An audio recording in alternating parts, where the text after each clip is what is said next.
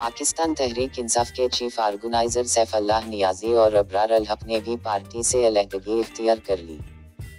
Press conference करते हुए इमरान खान के करीबी साथी सैफुल्लाह नियाजी ने पार्टी से अलहदगी का ऐलान करते हुए कहा कि आज से तहरीक इंसाफ छोड़ने का ऐलान करता हूं। इन्होंने कहा कि मुझे अपनी सेहत पर फोकस करना है। सैफुल्लाह नियाजी ने कहा कि 9 मई के वाक़यात की मज़म्मत करता हूं। अवामी इमलाक को नुकसान पहुंचाने की इजाज़त इस्लाम भी नहीं देता। दूसरी जानिब पीटीआई रहनुमा और मरूफ गुलूकार अबरार अल हक ने प्रेस कॉन्फ्रेंस करते हुए कहा कि मेरी परवरिश ऐसे घराने में हुई है जो सियासी और फौजी घराना था। बांगदरा और बाल जिब्रील पढ़ना हमारे लिए ज़रूरी होता था। राशिद मिन्हास शहीद और मेजर अजीज भट्टी शहीद हमारे हीरो थे। ख्वाहिश होती थी कि बड़े होकर फौज में जाएंगे और शहादत का रुतबा हासिल करेंगे। इन्होंने कहा कि फौज और शुहदा के साथ एक जज्बाती वाबस्तगी रही है। हज करने के लिए खाना कबा गया तो कोई और दुआ करने के बजाय शहादत की दुआ मांगी। पाकिस्तान के लिए कुछ करने का जज्बा हमेशा से था।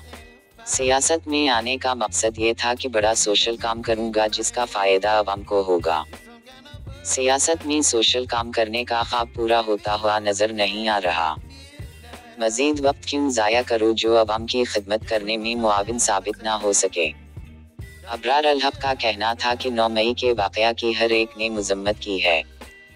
मेरे साथ बैठे भी गवाह हैं कि मैंने इस वक्त भी तकरीर की जिसमें 9 मई के वाक़या की पुरजोर मज़म्मत की। हमें हमारा दीन बहुत कुछ सिखाता है। सोशल वर्क मेरे लिए इतना अहम है कि इसके लिए सियासत भी छोड़ी जा सकती है। ये मुल्क वसाइल से माला माल है, इसके लिए हमें बहुत कुछ करना करता है। इन्होंने कहा कि हर पाकिस्तानी की तरजीह सबसे पहले पाकिस्तान होना चाहिए। मैं हर तरह सियासत से किनारा कुशी का ऐलान करता हूँ। प्रेस कॉन्फ्रेंस में अबरार अल हक ने पाक फौज के हक में मिली नगमा भी सुनाया। इन्होंने कहा कि जो कारकुनान बेगुनाह हैं इन्हें फौरी तौर पर छोड़ देना चाहिए और जो गुनहगार हैं इन्हें ज़रूर सज़ा मिलनी चाहिए।